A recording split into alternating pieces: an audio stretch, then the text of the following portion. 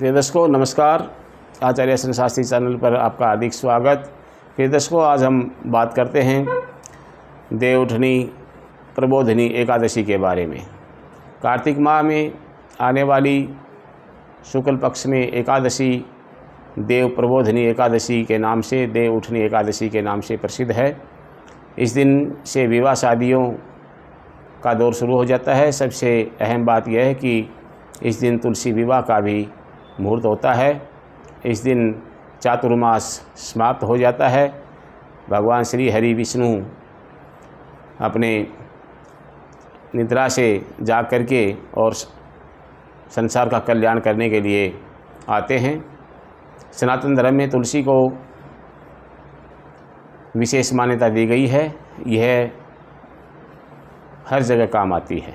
तुलसी का विवाह करना कन्यादान से भी बढ़कर माना जाता है।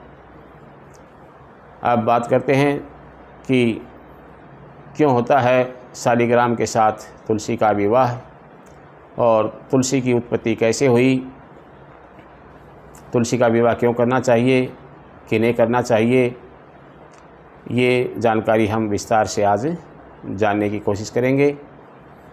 अब आपके सामने मैं चर्चा प्रस्तुत करता हूं कि तुलसी जी का विवाह है भगवान विष्णु जी के विग्रह स्वरूप शालिग्राम जी के साथ किया जाता है। ऐसी मान्यता है कि तुलसी व शालिग्राम जी का विवाह है जो होता है वो कौन कौन कर सकती हैं, तो ये विशेष तौर से सुहागिन स्त्रियों के लिए विशेष फलदायी होता है। सुहागिन स्त्रियाँ देवी तुलसी जी की पूजा करके अपने सुखी वैवाहिक जीवन की कामना करती हैं। इस दिन पूरे विधि विधान के साथ तुलसी जी और शालिग्राम जी का विवाह किया जाता है। बता दें कि भगवान विष्णु का ही एक प्रतिरूप है शालिग्राम। नारद पुराण में एक कथा प्रचलित है। उसके अनुसार एक असुर राज जलंधर हुआ करते और उसके अत्याचारों से ऋषि मुनि देवगण आदि सभी बहुत ही परेशान थे। यह बहुत पराक्रमी वीर और क्रूर था। उसकी पत्नी का नाम था वृंदा, जो पतिव्रता नारी थी और पतिव्रता नारी होने के कारण ही पत्नी के पुण्य प्रतापों के चमत्कार की वजह से ही वह कभी युद्ध में नहीं हारता। अब बात आती है कि उससे परेशान होकर के सभी देवगण ऋषि मुनिगण भगवान श्री हरि के धाम वैकुंठ पर गए और प्रभु से जाकर के विनती की कि हे प्रभु, दुष्टों को पराजित करने का आप उपाय बतलाइए। फिर भगवान विष्णु ने वृंदा का पतिव्रत धर्म होता है उसको तोड़ने का उपाय सोचा कि उसका यदि पतिव्रत धर्म तोड़ा जाए तो जलंधर का नष्ट होना निश्चित है। तो उसने भगवान विष्णु ने वृंदा का पतिव्रत धर्म तोड़ने के लिए खुद भगवान विष्णु ने जलंधर का रूप धारण किया और वृंदा को स्पर्श कर दिया, जिसके कारण वृंदा का जो पतिव्रत धर्म था वो टूट गया और फिर एक प्रकार से भीषण युद्ध हुआ। उस भीषण युद्ध में जलंधर मारा गया। अब क्योंकि भगवान विष्णु ने छल कपट करके वृंदा को स्पर्श किया था, वृंदा ने अपने पति के वियोग से दुखी होकर के भगवान विष्णु को ही श्राप दे दिया और कहा कि आपकी पत्नी का भी छल से ही हरण होगा और आपको भी पत्नी वियोग सहन करना पड़ेगा।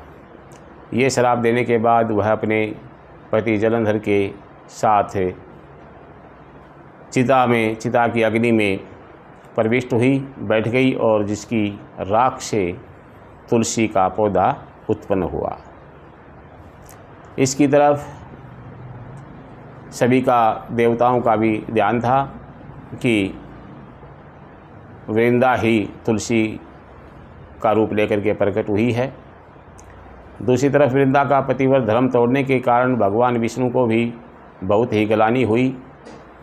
तब भगवान विष्णु ने वृंदा को वरदान दिया कि तुम हमेशा तुलसी रूप में मेरे साथ रहोगी।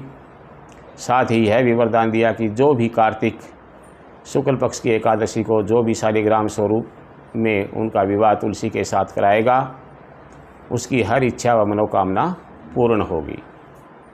तब से ही यह तुलसी विवाह की परंपरा चली आ रही है। ऐसा भी कहते हैं कि जिस घर के आंगन में तुलसी का पौधा होता है वहाँ किसी प्रकार का वास्तु दोष नहीं ठहरता, वास्तु दोष नहीं होता है। प्रिय दर्शकों, अब की बार साल 2024 में तुलसी विवाह है। 12 नवंबर 2024 वार मंगलवार को सायं 4:06 से पहले करें या 13 नवंबर 2024 को दोपहर 1:05 तक किया जा सकता है। अब इसके मुहूर्त की बात करते हैं कि तुलसी विवाह के लिए शुभ समय कौन सा है। एकादशी के दिन तो लाभ का जो चौगड़िया है वो प्रातःकाल 10:45 से 12:05 तक रहेगा। अमृत सर्वोत्तम जो मुहूर्त है वो 12:04 से दोपहर 1:25 तक रहेगा। शुभ जो चौगड़िया रहेगा वो दोपहर 2:46 से सायं 4:05 तक रहेगा। ये थे एकादशी के मुहूर्त। अब चलते हैं द्वादशी के मुहूर्त के ऊपर। द्वादशी के दिन शुभ मुहूर्त जो होंगे वो लाभ व उन्नति के लिए प्रातःकाल 6:47 तक, सर्वोत्तम मुहूर्त सुबह 8:05 से 9:26 तक। उसके बाद उत्तम मुहूर्त प्रातः 10:46 से दोपहर 12:05 तक रहेंगे। इस दिन सर्वार्थ सिद्धि योग भी बन रहा है जो मांगलिक कार्यों के लिए अति उत्तम है, शुभ माना जाता है। और